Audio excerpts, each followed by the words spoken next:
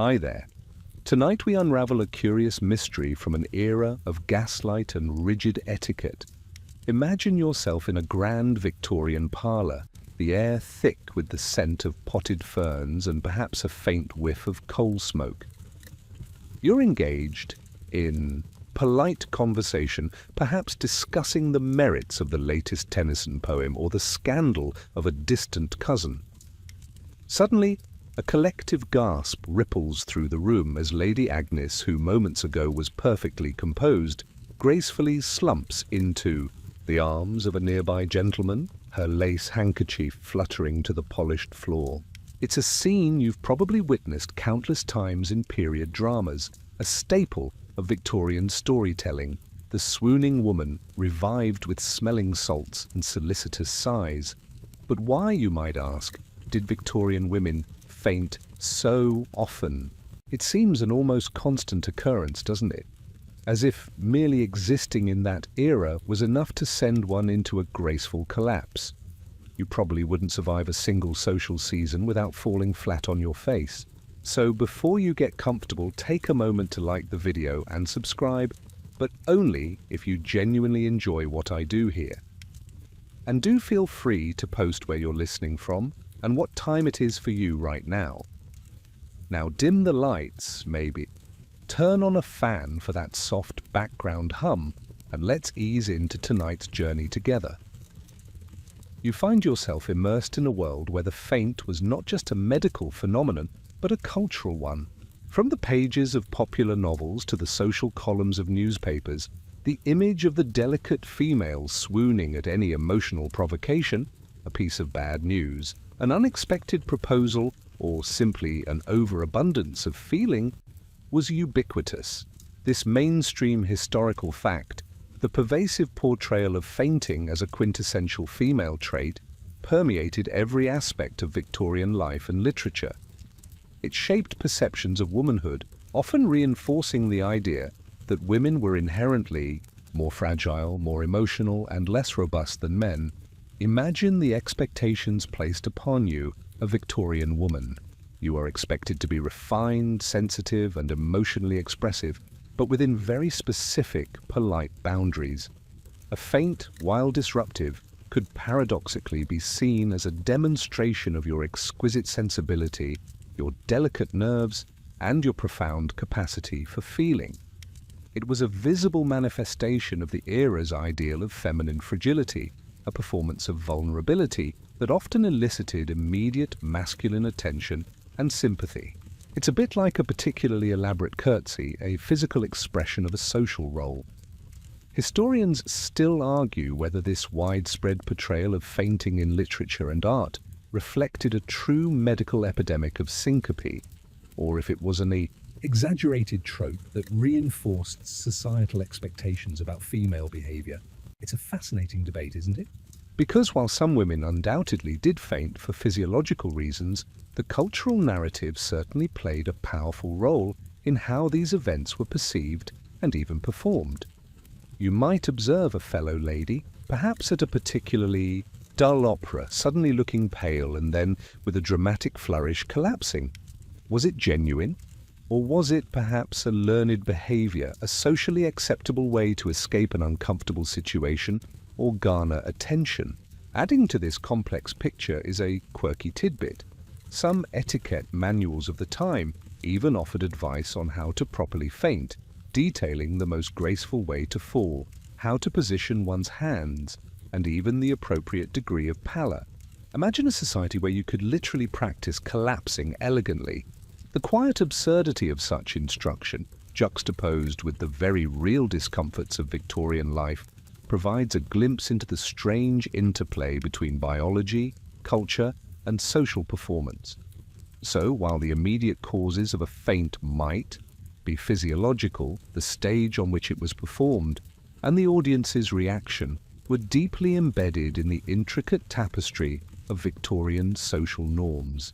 Beyond the theatrical display, one of the most immediate and undeniable physical culprits behind Victorian women's frequent fainting was their fashion, specifically the corsetry's crushing grip.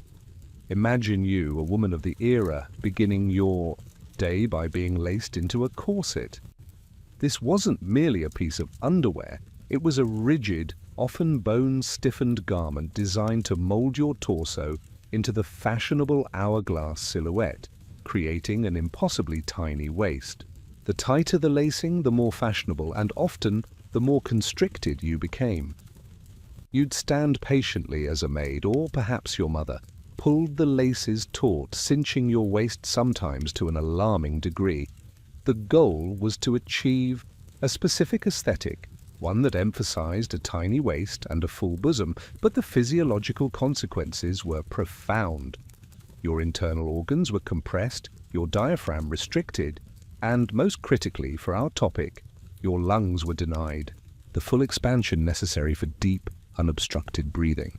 This mainstream historical fact, the extreme restriction imposed by tight lacing, is a primary suspect in the case of widespread Victorian fainting. Historians still argue whether the perceived beauty standards of the era were primarily driven by male desire, or if women themselves embraced the corset as a symbol of elegance and status, despite its discomforts. It's a fascinating debate, isn't it? Because while the corset undoubtedly curtailed women's freedom of movement and breathing, it was also, for many, an essential part of being fashionable and respectable. You might genuinely believe that a small waist was the epitome of grace, even as you felt your breath grow shallow. Now for a quirky tidbit. Some corsets were so severely designed and tightly laced that they could actually cause internal organ displacement, fracturing of ribs, and chronic respiratory issues.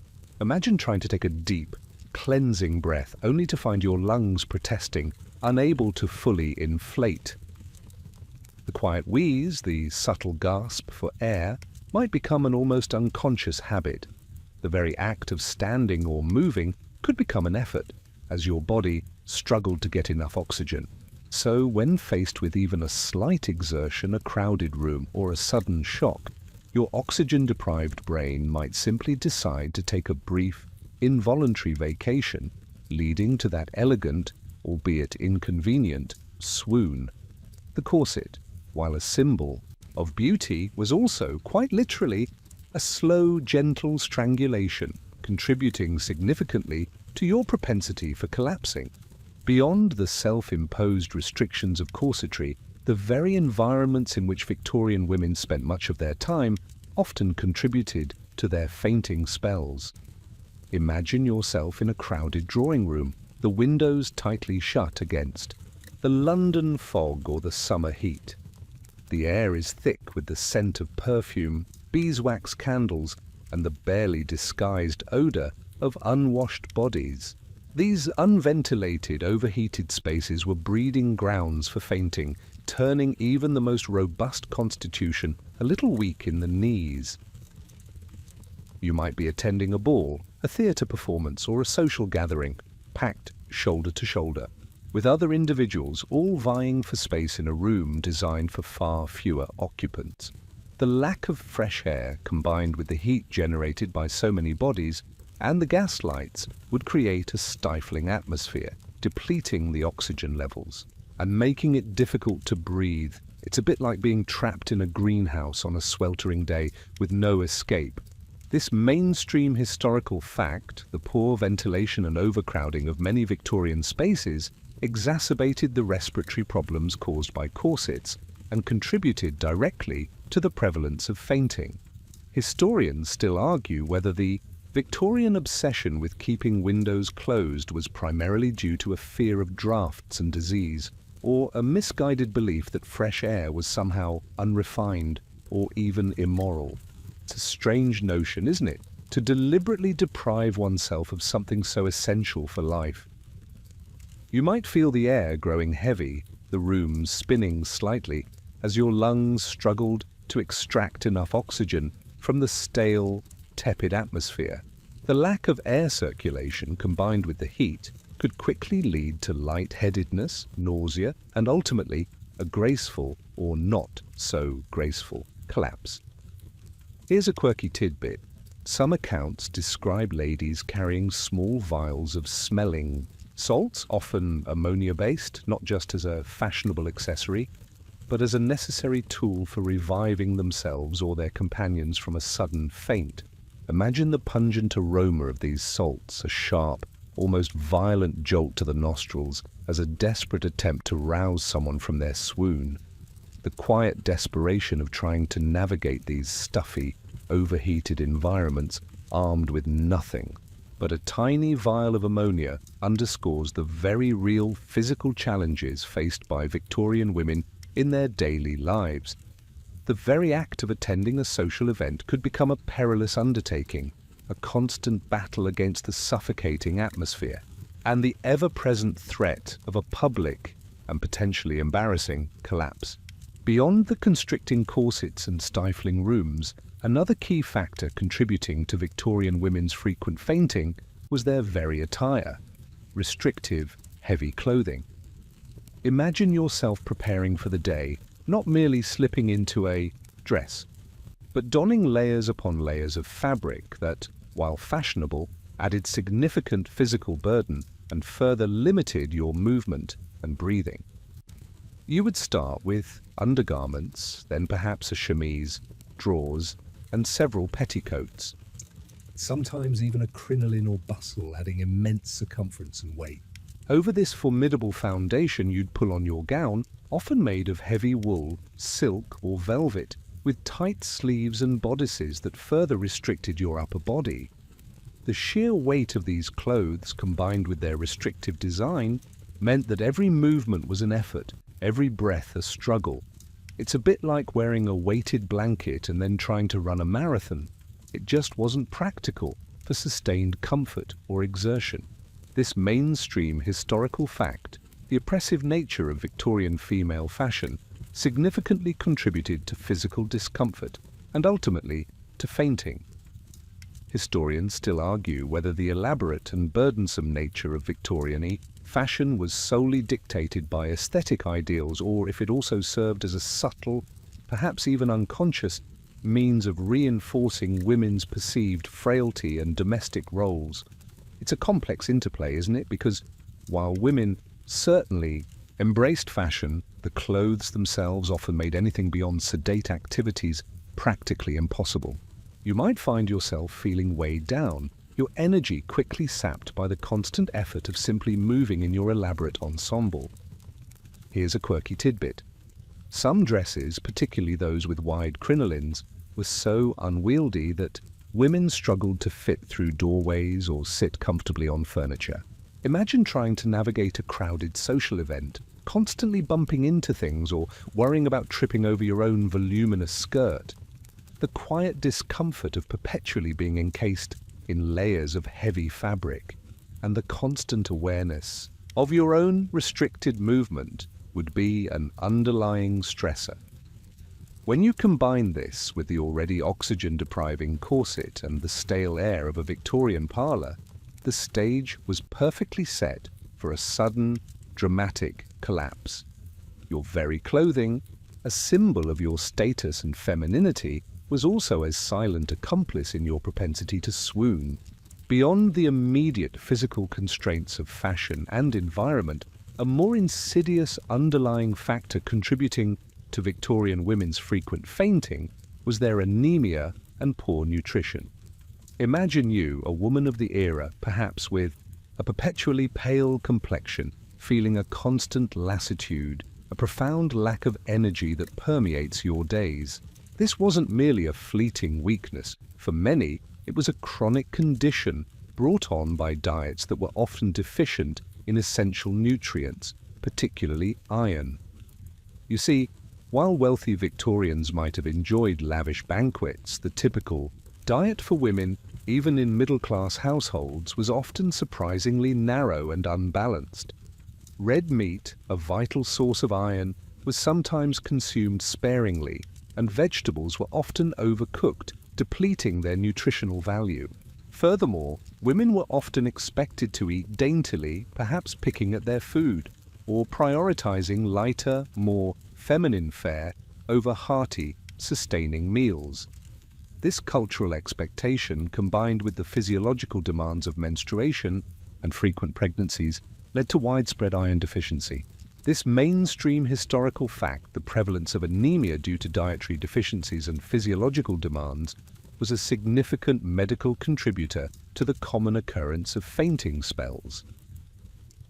Historians still argue whether the pale, delicate appearance often associated with Victorian beauty ideals inadvertently promoted or normalized a state of mild anemia rather than recognizing it as a medical concern.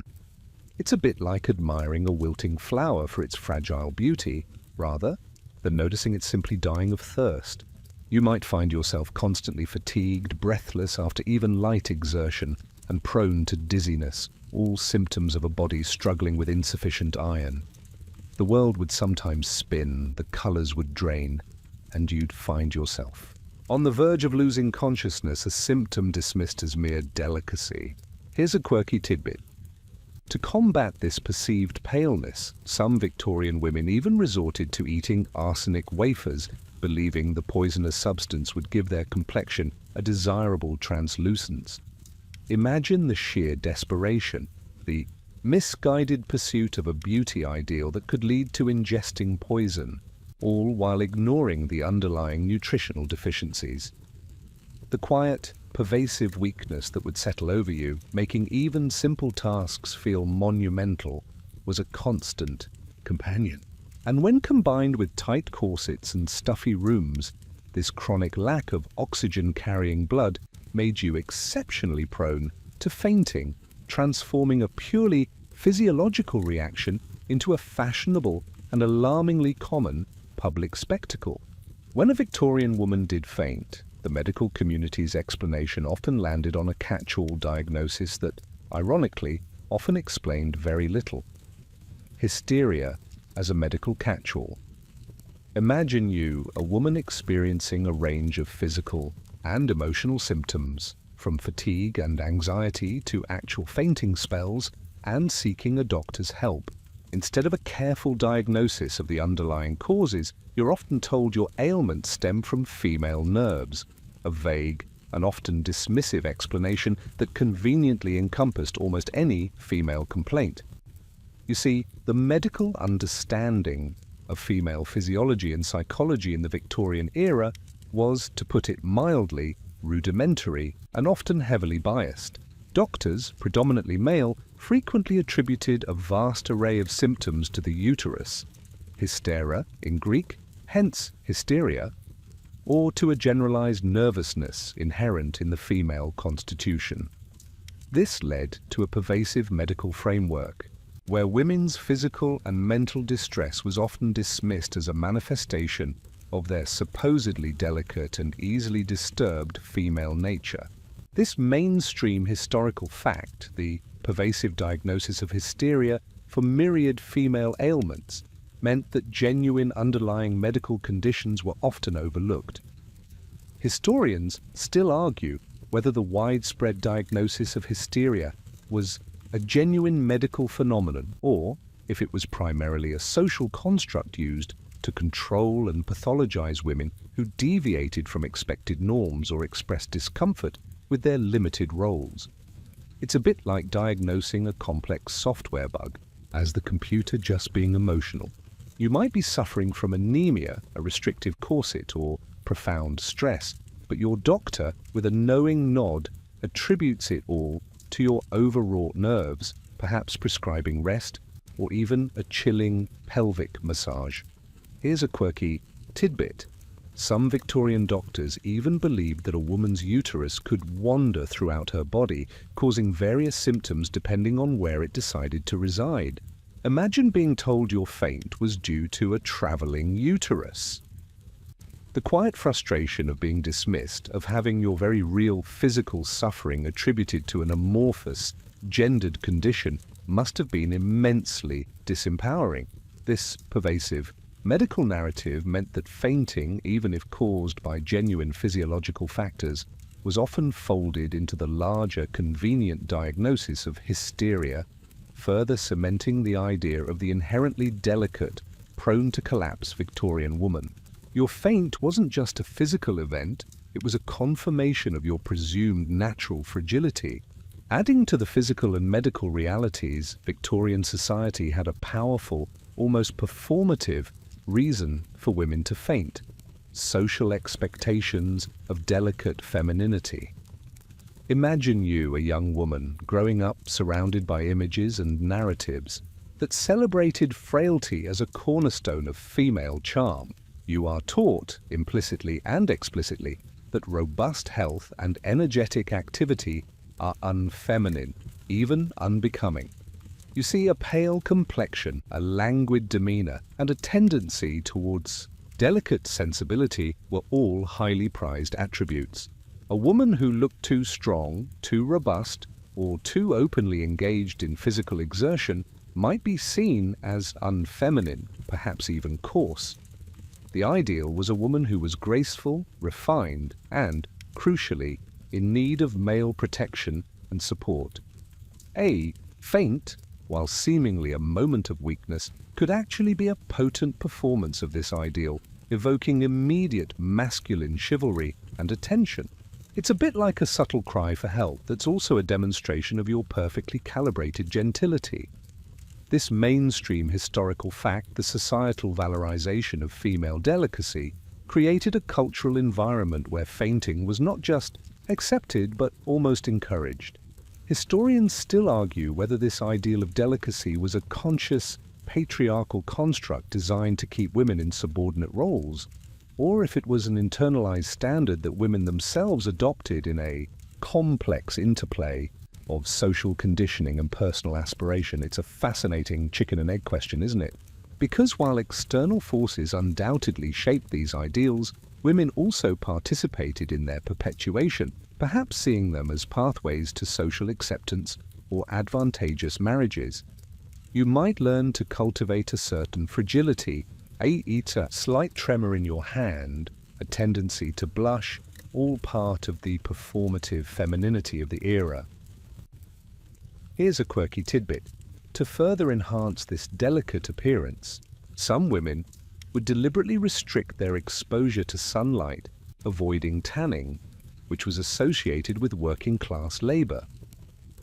Imagine going to great lengths to remain as pale as possible, believing it made you more attractive and refined. The quiet pressure to embody this fragile ideal, to always appear slightly ethereal and vulnerable, meant that any genuine physical weakness, like lightheadedness, could easily be interpreted and perhaps even exaggerated as a sign of exquisite sensibility.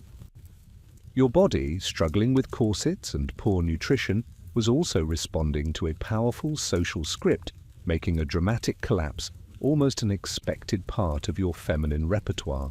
Beyond the performative aspect of delicacy, the physical realities of Victorian life for women often severely limited their robust health.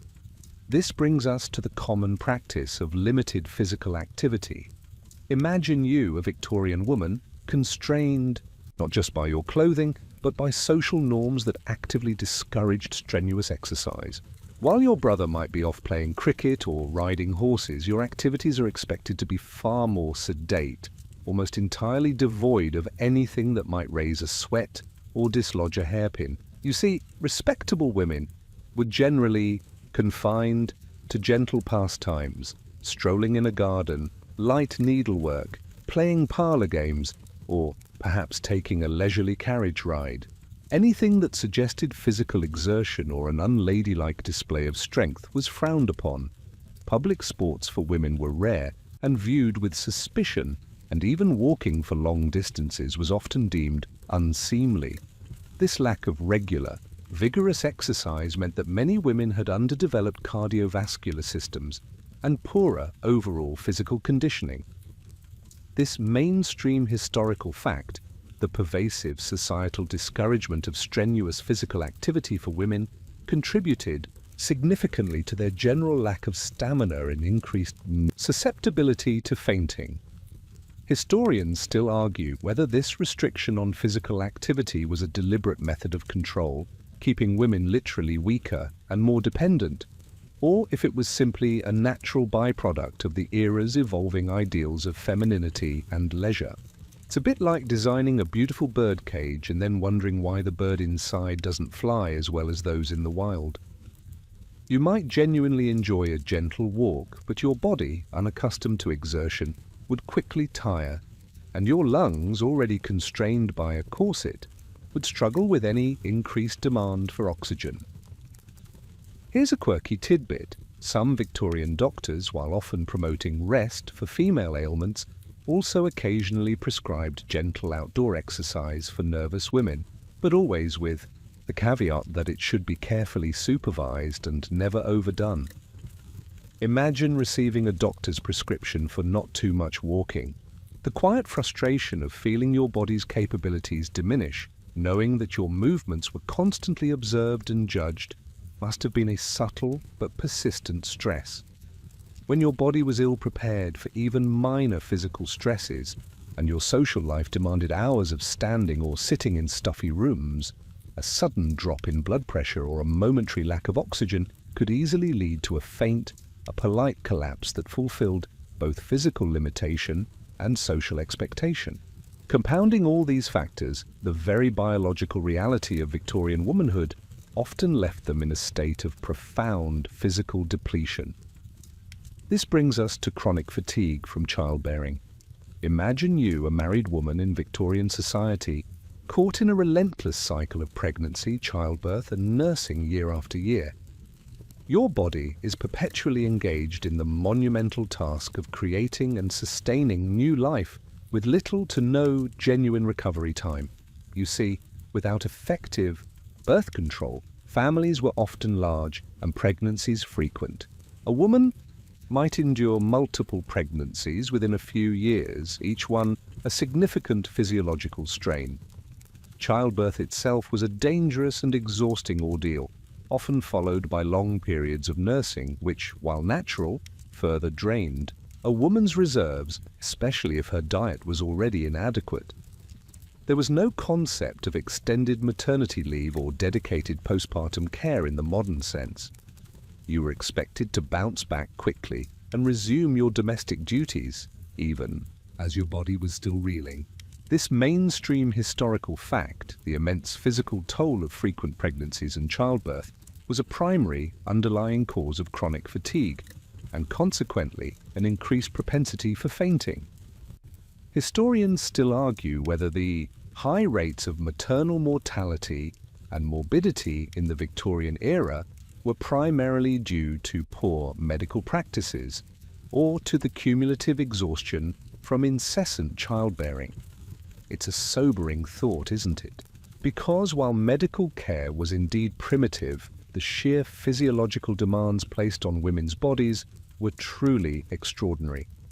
You might find yourself constantly feeling drained, your muscles aching, your mind clouded with an exhaustion that no amount of sleep seemed to cure. This pervasive weariness would make you profoundly susceptible to any minor shock or physical discomfort, easily tipping you over into a faint. Here's a quirky tidbit. Some wealthier women, to avoid the perpetual cycle, would send their infants to wet nurses for extended periods, believing it would restore their own delicate constitution.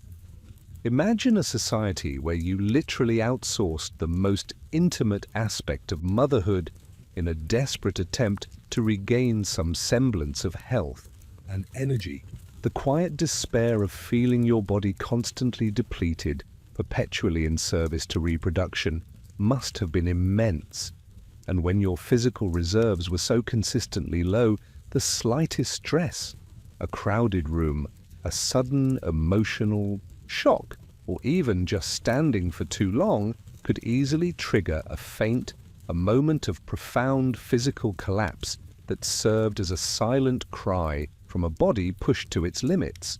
Beyond the physical tolls of corsetry, environment, and childbearing, Victorian women often found themselves in a curious relationship with their own discomfort, sometimes even seeking solace in substances that inadvertently contributed to their weakened states. This brings us to the widespread use of opium and patent medicines. Imagine you, a woman plagued by chronic fatigue, anxiety, or vague physical pains, perhaps even the lingering aftermath of childbirth. You might turn to readily available tonics or female compounds, promising relief, unaware of their potent and often addictive ingredients. You see, the Victorian era was a time before strict pharmaceutical regulation. Chemists and hawkers sold a vast array of patent medicines, advertised as cures for everything from nervous debility to female complaints. Many of these concoctions contained significant amounts of opium, morphine, laudanum, or even cocaine, often without clear labeling or warnings about their addictive properties. These substances, while temporarily dulling pain or anxiety, also suppressed the central nervous system, leading to lethargy, drowsiness, and a general state of malaise. This mainstream historical fact, the pervasive use of unregulated patent medicines often containing narcotics, contributed to a general state of diminished vitality and, potentially, an increased susceptibility to fainting. Historians, still, argue whether the widespread use of these sedatives was primarily a response to genuine suffering, or if it also served to keep women docile and compliant within their prescribed roles. It's a bit like giving someone a powerful sedative to help them cope with an uncomfortable chair, rather than simply offering them a more comfortable one. You might find yourself relying on these daily doses, feeling a dullness descend, a blurring of the sharp edges of your discomfort, but also a constant, underlying fatigue that kept you perpetually on the brink of collapse. Here's a quirky tidbit. Some of these soothing syrups for children, designed to quiet fussy infants, also contained opium, leading to widespread child addiction and, tragically, accidental deaths. Imagine the casualness with which such powerful narcotics were dispensed, impacting not just adults but the most vulnerable members of society. The quiet fog that might settle over your mind, the pervasive sluggishness in your limbs would make you less responsive, less alert, and more prone to a sudden loss of consciousness when confronted with even minor stressors. So, while these medicines offered a temporary reprieve from pain, they also contributed to the very conditions that made fainting such a common, almost predictable occurrence for Victorian women. Beyond what Victorian women ingested in their quest for relief, their very environment presented another insidious threat to their health: environmental poisons. Imagine your elegant Victorian home, seemingly a bastion of comfort and refinement. Yet, hidden within its very walls, in its furnishings, and even in the fashionable cosmetics you might use, lay a silent, pervasive danger from toxic substances that could subtly yet profoundly undermine your health and contribute to those frequent fainting spells. You see, the Victorian era was a time of burgeoning industrialization and chemical experimentation, often with little understanding of long-term health effects. Lead, for instance, was commonly found in paints, plumbing, and even cosmetics, leading to lead poisoning, which could cause weakness, anemia, and neurological issues, all factors contributing to fainting. Arsenic, a potent poison, was used as a pigment in popular green wallpapers and fabrics, slowly releasing toxic fumes into the air. Mercury was present in some medicines and hat-making processes, leading to its own array of debilitating symptoms. This mainstream historical fact, the pervasive presence of toxic substances in everyday Victorian life, created a subtle but chronic assault on public health, particularly for women who spent much of their time indoors. Historians still argue whether the cumulative effect of these low-level environmental toxins significantly contributed to the overall ill health and fainting tendencies of Victorian women, or if their impact was localized to specific industries or homes. It's a bit like trying to pinpoint the exact raindrop that causes a river to flood. It's the consistent accumulation that truly matters. You might live in a beautifully decorated room, unaware that the very wallpaper is slowly poisoning you, causing a persistent lethargy and a feeling of light-headedness that you attribute to mere delicacy. Here's a quirky tidbit. One particularly alarming trend was the use of arsenic in face powders and complexion washes to achieve a desirable pale, translucent look. Imagine deliberately applying a known poison to your skin in the name of beauty. The quiet, insidious nature of these environmental threats meant that their effects were often misdiagnosed or dismissed as symptoms of female weakness. Your body, already stressed by corsetry, poor nutrition, and chronic fatigue, was under constant assault from these hidden poisons, making it even more susceptible to sudden collapses, a momentary lack of oxygen, a sudden shock, or even just prolonged exposure to these toxins could easily tip you over the edge into a graceful yet very real swoon. Beyond the physical and chemical assaults on their systems, Victorian women faced a deeply ingrained, almost suffocating, internal pressure, emotional repression and stress. Imagine you, a woman of the era, living in a society that demanded strict control over your emotions, especially in public. You are taught from a young age to be outwardly calm, serene, and agreeable, regardless of the turmoil churning within. You see, open displays of strong emotion, anger, frustration, profound sadness, or even passionate joy were often considered unladylike and improper.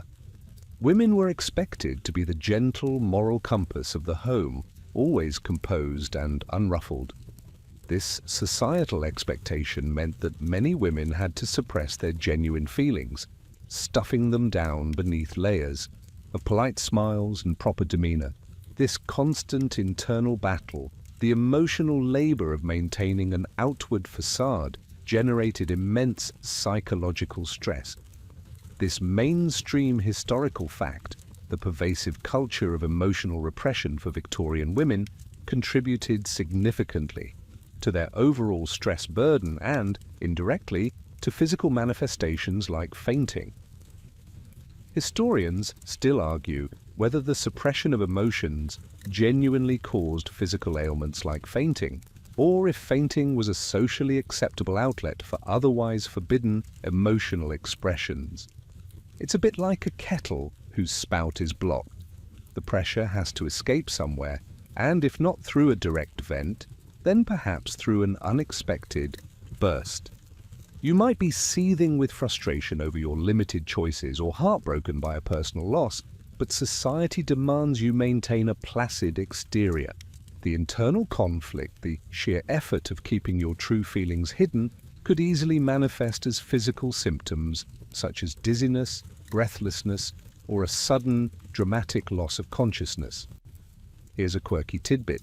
Some Victorian medical texts actually described a condition called emotional paralysis, where women would become physically incapacitated after a significant emotional shock, their bodies literally freezing up under the weight of suppressed feeling. Imagine your very muscles refusing to obey simply because you've had to swallow too many grievances.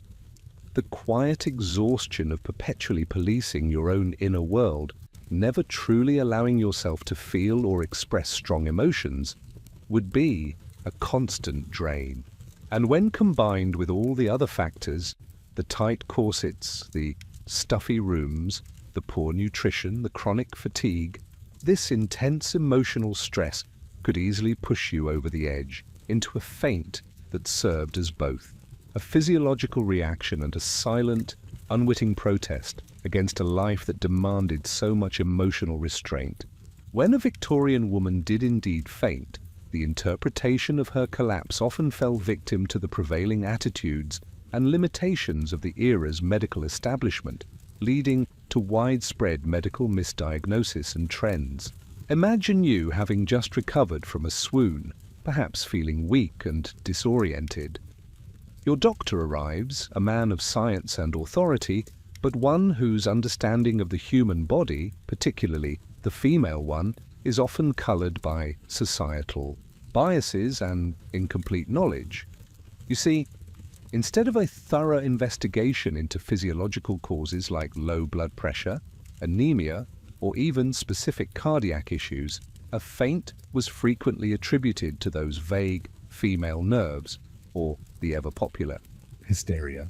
Doctors of the time often dismissed women's complaints as psychosomatic, believing that women were inherently more prone to emotional instability, which manifested physically. Real, treatable conditions were often overlooked in favor of these convenient, gendered diagnoses. This mainstream historical fact, the tendency of Victorian medical professionals to misdiagnose female ailments due to prevailing biases, meant that underlying causes of fainting often went unaddressed. Historians still argue whether this widespread misdiagnosis was a conscious attempt to maintain social control over women, or a genuine reflection of the limited medical knowledge and diagnostic tools available at the time. It's a bit like trying to fix a complex machine with only a hammer and a vague idea of how it works. You might hit it in the wrong place or miss the real problem entirely.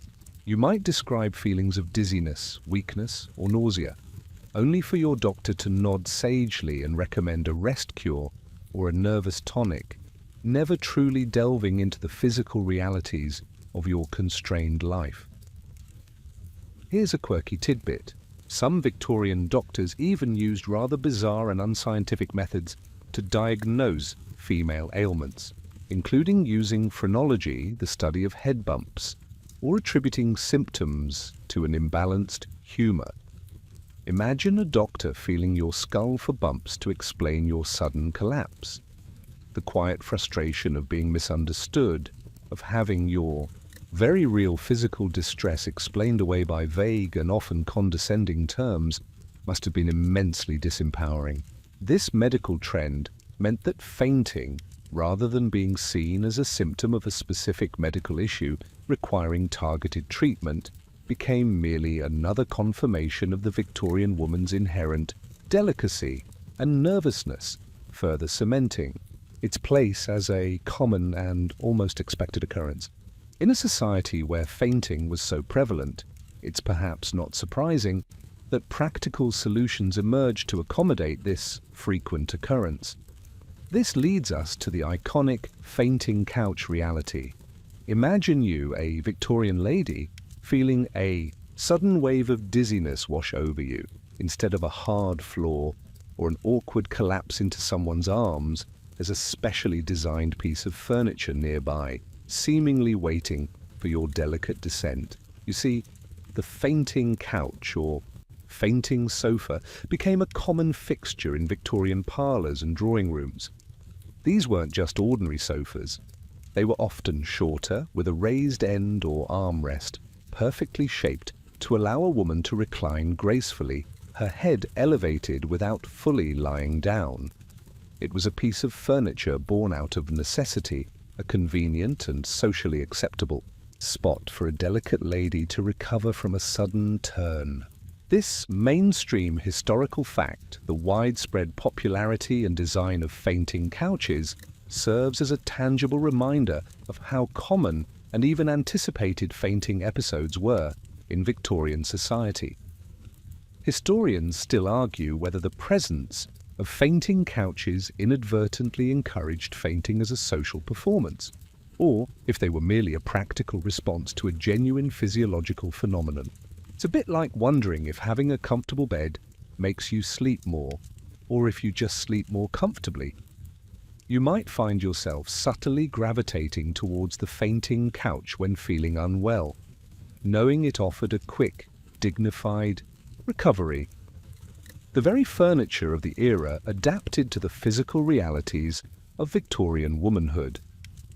Here's a quirky tidbit. Some fainting couches even came with a small, discreet compartment hidden within their frame, sometimes used to store smelling salts or other small restoratives. Imagine the thoughtful design preparing for the inevitable. The quiet understanding that permeated polite society that a woman might at any moment feel faint or overcome meant that preparations were made, ensuring that even a momentary collapse could be handled with grace and minimal disruption. The fainting couch, therefore, stands as a quiet symbol of the complex interplay between physical realities, medical understanding or lack thereof, and the elaborate social performance of Victorian femininity.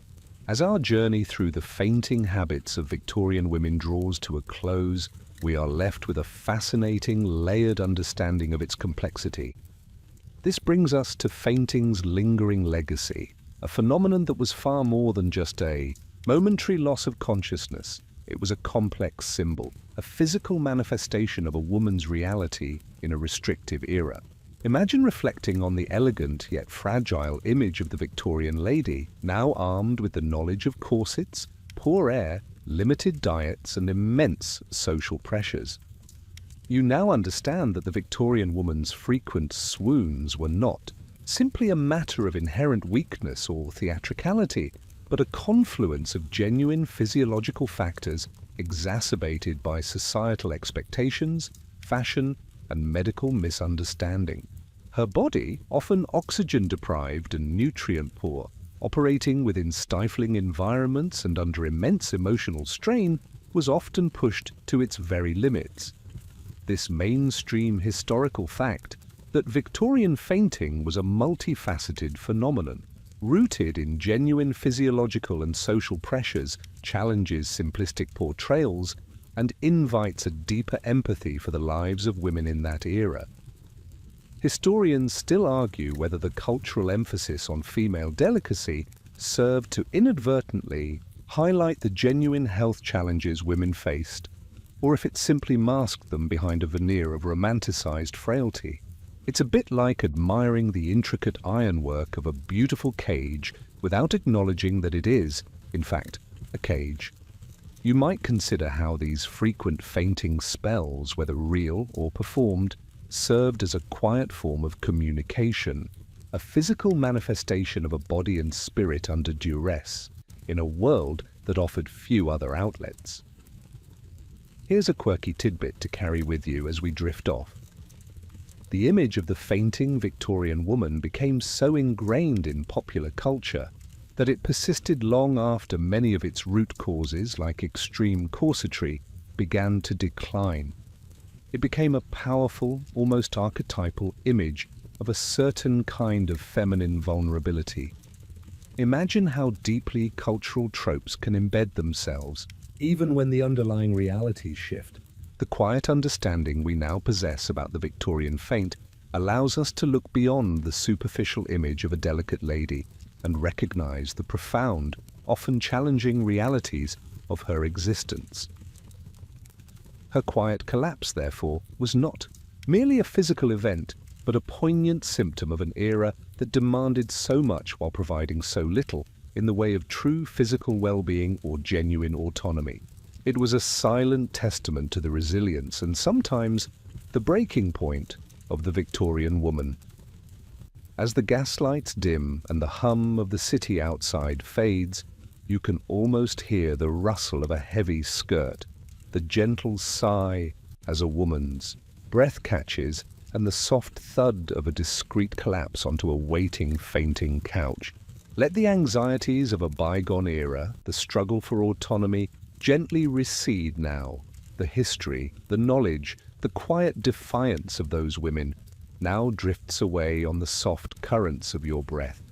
Allow yourself to loosen your grip on the day's thoughts, letting them soften and blur.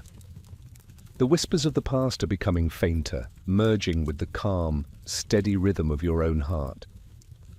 All the complexities, all the worries, all the curious details, they are simply sounds now, fading into the comfortable quiet. Just listen to the soft hush, feel the peaceful stillness surrounding you, and let your mind unwind. Sweet dreams.